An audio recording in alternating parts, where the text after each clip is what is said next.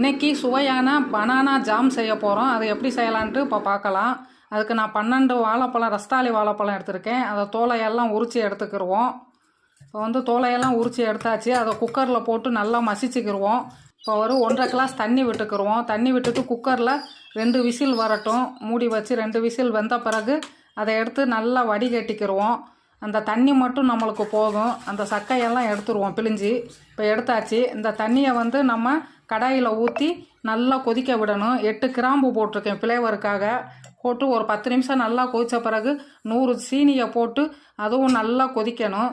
கொதித்த பிறகு இப்போ கேசரி கலர் ஒரு 2 பிஞ்ச் தண்ணியில் கரைச்சி விட்டுருக்கேன் கலருக்காக. அதையும் போட்டு நல்லா கொதித்து வரட்டும்.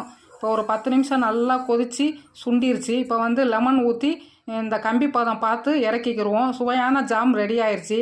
இந்த வீடியோ உங்களுக்கு பிடிச்சிருந்தால் லைக் பண்ணுங்கள், சப்ஸ்கிரைப் பண்ணுங்கள். தேங்க்யூ.